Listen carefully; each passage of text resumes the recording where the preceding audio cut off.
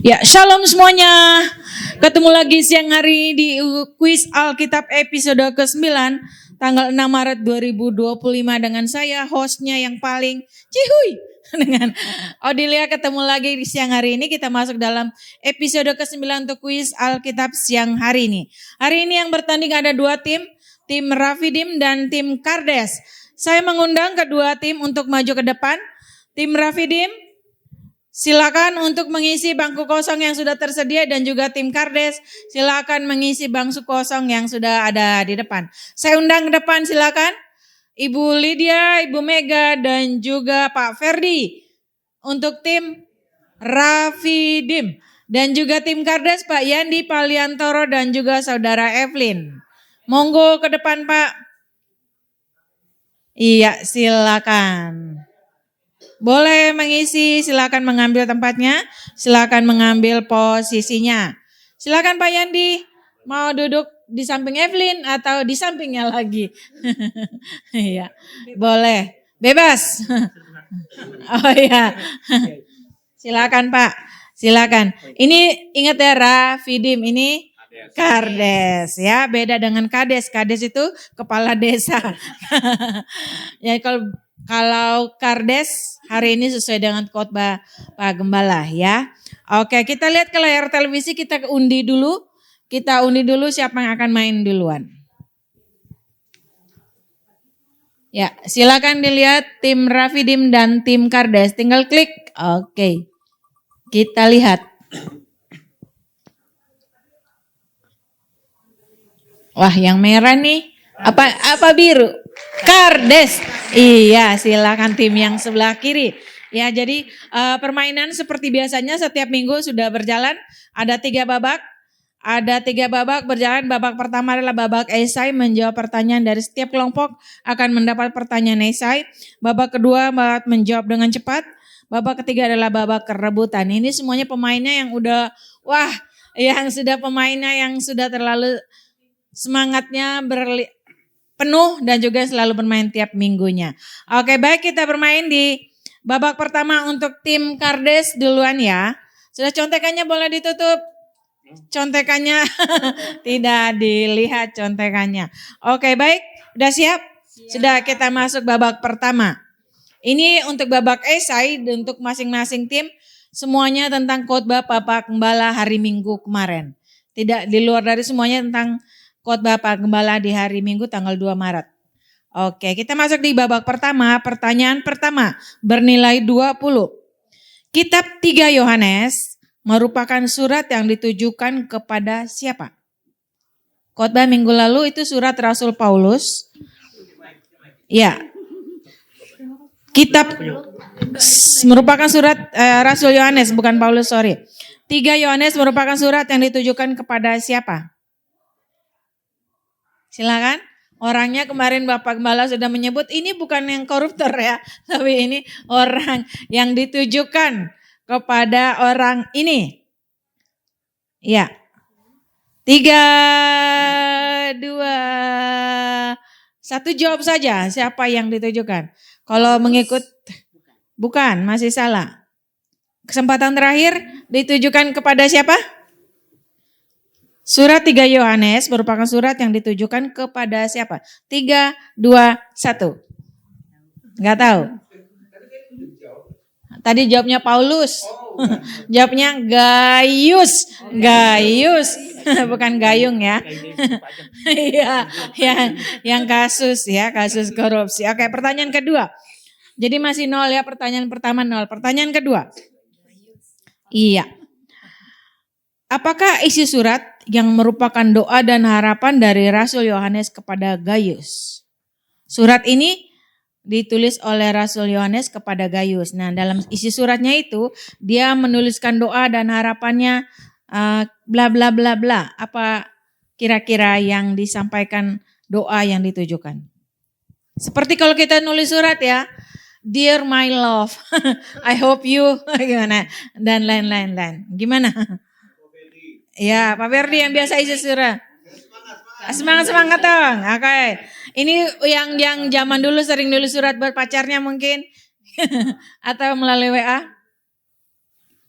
Apa yang doa yang yang disampaikan oleh Gaius dan harapannya kepada dari Rasul Yohanes kepada Gaius?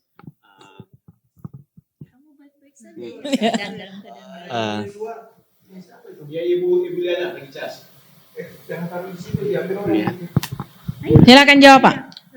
Agar kamu baik-baik saja dan tetap bertekun di dalam Tuhan Yesus. Iya, betul sekali ya. Rasul Yohanes mengharapkan Gaius baik-baik saja, sehat jiwa dan raga dan tetap bertekun, bernilai 30. Sekarang pertanyaan ketiga bernilai 50. Nah, ini juga masih berkaitan, semuanya berkaitan dengan khotbah. Kalau menyimak khotbahnya nggak main handphone pasti tahu ya. Seperti pesan Pak Gembala. Ya. Dalam Nats Alkitab 1 Yohanes 4 pasal 4 ayat 18, di dalam kasih itu tidak ada ketakutan. Bisa jelaskan maknanya apa? Dalam 1 Yohanes pasal 4 ayat 18, di dalam kasih tidak ada ketakutan. Semangat Pak Ferdi. Semangat Ibu Mega. Yes Ibu Mega. Kasih itu adalah Yesus Kristus. Jadi jika kita percaya kepada Dia, kita tidak perlu takut mengenai hal apapun, baik kesehatan maupun berkat. Iya, kita tanyakan di Dewan Juri Bapak Gembala. Jadi biasanya orang takut itu karena takut dihukum. Tapi ketika kita sadar seseorang itu mengasihi kita, cenderung kita nggak takut lagi. Kenapa? Dia yang mengasihi kita. Kita salah mungkin diampuni gitu. Makanya dikatakan di dalam kasih tidak ada ketakutan karena pasti diampuni. Gitu. Oke, baiklah. Ya, bisa diterima jawabannya Pak? Ya, bolehlah. Belas kasihan. Belas kasihan jadi poinnya 50. Bisa diterima ya, maksudnya itu ya. Di dalam kasih, di dalam Yesus, kita tidak perlu takut akan apapun di dunia ini karena iya, bahwa kita selalu ya sudah ditentukan. Oke, baiklah. Kita sekarang berpindah ke grup Rafidim. Nah, ini pertanyaan esai masih juga tentang khotbah Pak Gembala tanggal 2 Maret. Ya, sudah nonton YouTube-nya belum, Pak? Oh, belum. Pulang nonton ya, Pak. Pulang nonton ya. Iya. Baik, pertanyaan pertama. Dalam perikop kitab 1 Yohanes ya. Kan ada 3 ya, 1, 2, 3. Ini yang 1 Yohanes pasal 4. Menjelaskan Allah adalah apa? Ini masih berkaitan dengan pertanyaan nomor 3 sih sebetulnya. 1 Yohanes pasal 4 menjelaskan Allah adalah apa?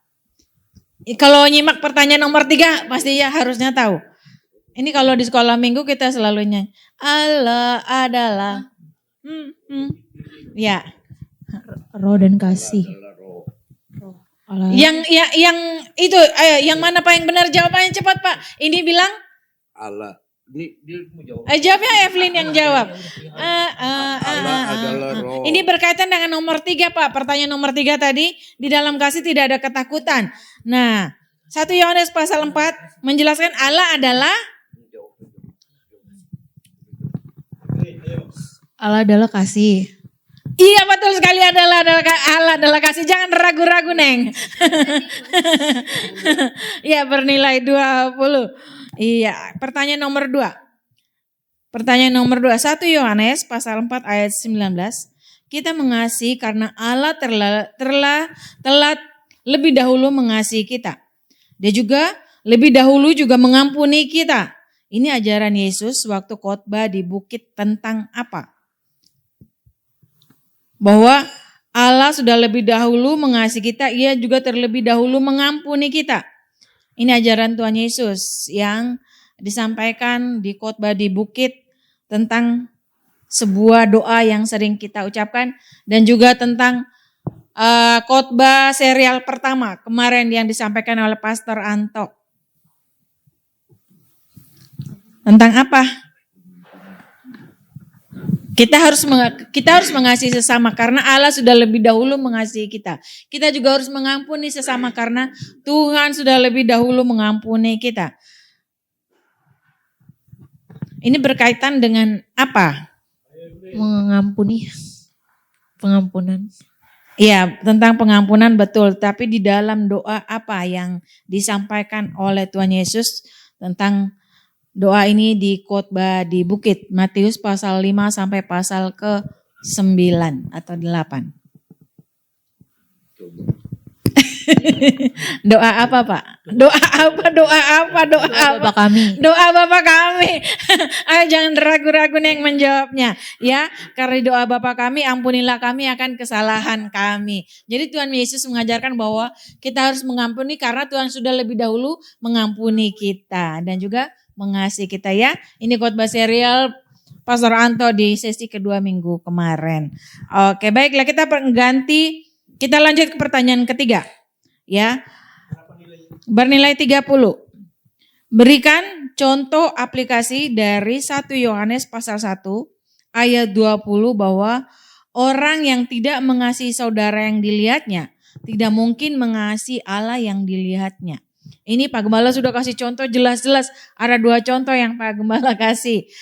Orang yang tidak mengasihi saudara yang dilihatnya bagaimana mungkin dia bisa mengasihi Allah yang tidak dilihatnya. Dari ayat ini berikan contoh aplikasi yang bisa kita lakukan dalam hidup kita. Contohnya mungkin mengasihi sesama dulu manusia. Dia mengasihi sesama yang tidak dilihatnya bagaimana mengasihi Allah yang tidak dilihatnya.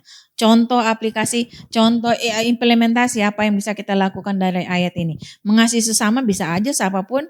Itu bisa kita lebih detail lagi mengasihi sesama itu yang lebih terperinci misalnya apa gitu. Contohnya yang Pak Gembala sampaikan di khotbah waktu itu ada 2. Iya. Dalam kehidupan sehari-hari kita praktekkan dengan sesama teman, keluarga atau anak-anak dengan kasih, tidak membeda-bedakan antar suku golongan gitu. Iya. Gimana Pak Gembala? Tidak membedakan suku, ras, dan sara ya. Mengasihi sesama, kurang terperinci. Iya, itu kan kasih itu kalau dia tidak bisa mengasihi yang dia lihat saudaranya, nggak mungkin dia mengasihi Allah. Itu implementasinya adalah kalau seseorang misalkan pacar kita, dia tidak mengasihi orang tuanya yang kelihatan, nggak mungkin dia juga mengasihi Allah, apalagi mengasihi kita sebagai pacarnya. Jadi implementasinya adalah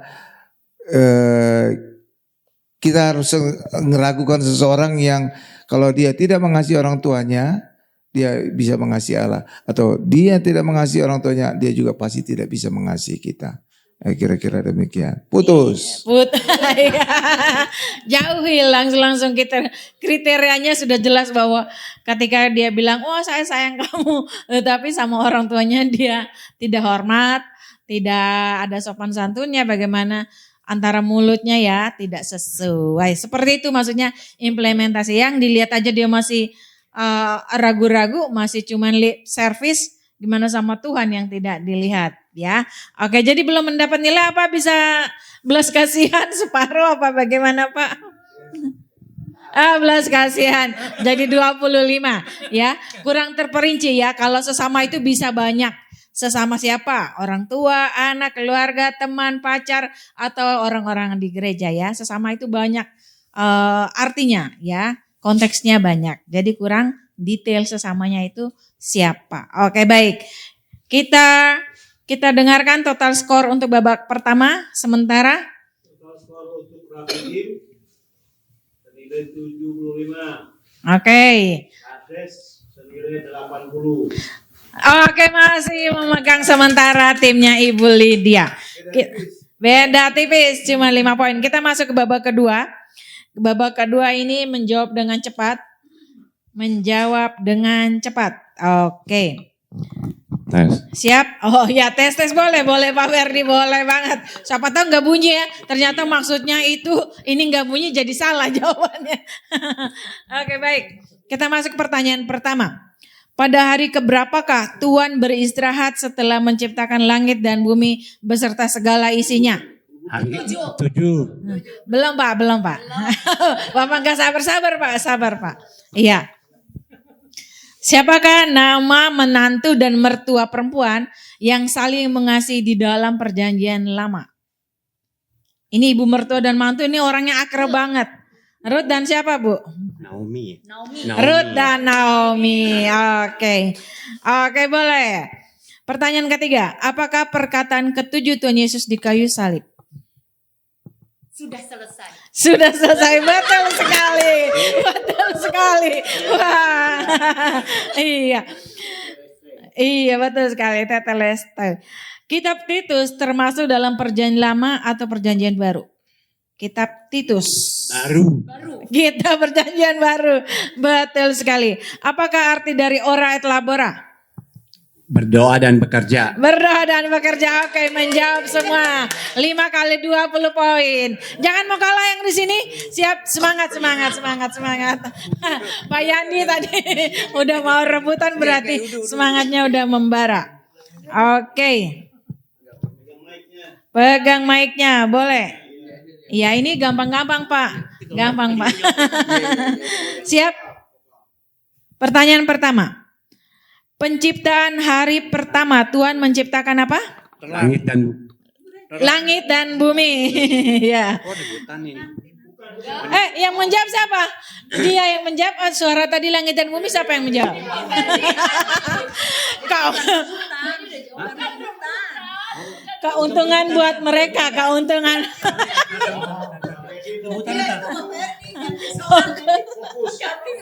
Ini udah ganti tim, Pak, ganti tim. Wah, tanda. Bagus, Pak, mau menang ya. Mereka jawab Iya. Tapi keuntungan buat mereka, kenapa menjawab ya? Saya ulang pertanyaan. Penciptaan hari pertama Tuhan menciptakan apa? Langit dan bumi. Iya. Pertanyaan kedua. Siapakah nama anak Abraham yang mau dipersembahkan sebagai korban bakaran? Ishak. Lebih kencang Pak suaranya. Ishak, ya betul. Apakah perkataan pertama Yesus di kayu salib? Ya Bapak, ampunilah mereka sebab mereka tidak mengerti apa yang mereka Oke, baik. Pakai mic ya, diulang-ulang. Soalnya biar masuk di Ya rekor. Bapak, ampunilah mereka sebab mereka tidak tahu apa yang mereka telah berbuat. Betul sekali.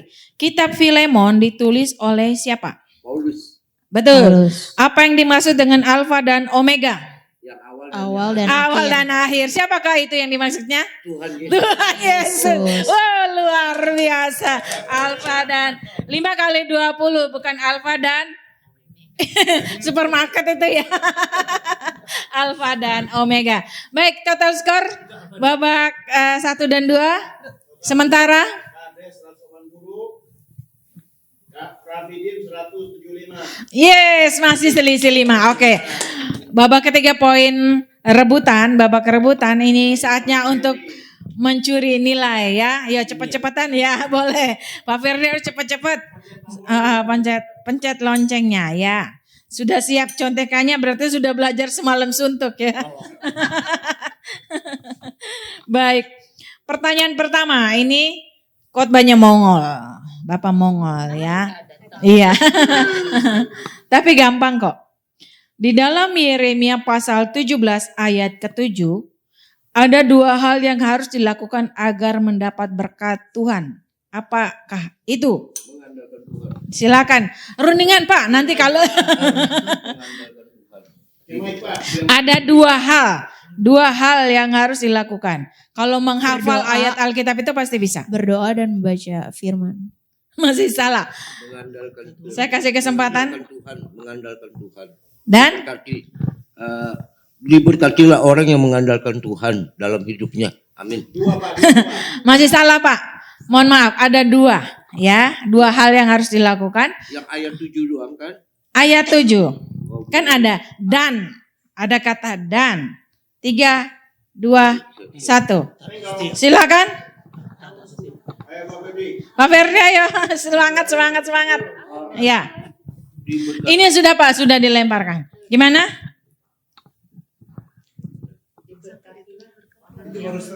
Nah, baru setengah tadi. Kalau enggak penonton udah siap di belakang nih mau menjawab. 3, 2, 1. Iya, dibenarkan. Oke, saya kasih kesempatan tapi tidak merubah nilai ya. silakan menjawab Pak.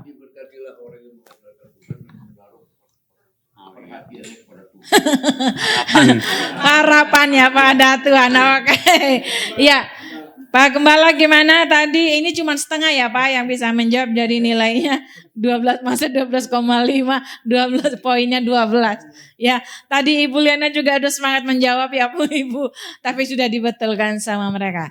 Diberkatilah orang yang mengandalkan Tuhan dan menaruh harapannya pada Tuhan. Kalau cuma andalkan tapi nggak naruh harapan, nggak percaya penuh, gimana mau ada berkat? Ya, Tuhan bilang cuma percaya, mengandalkan saya dan taruh harapan dalam tangan saya. Oke, baik kita masuk ke pertanyaan yang kedua. Tadi poin di sini yang memperoleh ya 12,5. Karena ada dua hal tapi yang dijawab satu. Yang satu lagi koreksi tapi tidak mempengaruhi nilai. Oke, ini pertanyaan kedua masih khotbah yang ini nih, khotbah yang tadi siang nih. Kalau tadi menyimak pasti bisa menjawab ya. Ada 7 suku yang bermalas-malasan sehingga mereka tidak mendapat tanah warisan. Nah, ya rebut Pak. Belum, pertanyaannya belum. Ya, jadi aplikasinya sebagai orang Kristen apa yang harus dilakukan? Aplikasinya apa sebagai orang Kristen? Apa yang harus dilakukan? Dari 7 suku, contoh 7 suku yang bermalas-malasan. Tadi dulu silakan Ferdi. Ferdi udah duluan memencet, silakan. Tidak bermalas-malasan. Ya, harus bekerja, tidak bermalas-malasan. Bapak bisa jawab tapi tadi harusnya ini pencet duluan. Tapi kan pertanyaannya belum dibacakan. belum dibacakan. Jadi dengarkan pertanyaannya dulu. Bisa jadi pertanyaan bukan yang itu Pak. Nanti saya nanya, sebutkan 7 suku gimana? Bisa. Ah, coba.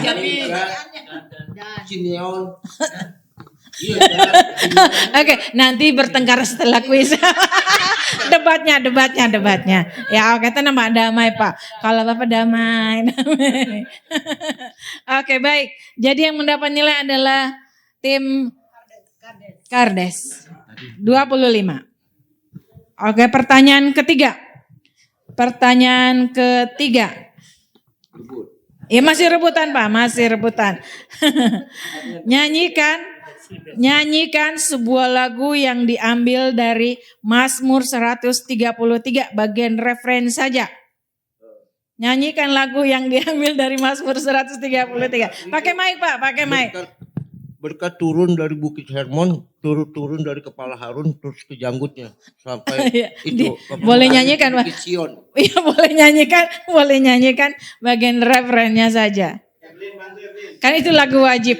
Berurapan di kepala Boleh bantunya. Harun yang kejanggut dan jubahnya turun seperti embun yang dari Hermon mengalir ke Bukit Sion. Kesanalah diperintahkan Tuhan agar berkat-berkat dicurahkan, kehidupan untuk selamanya.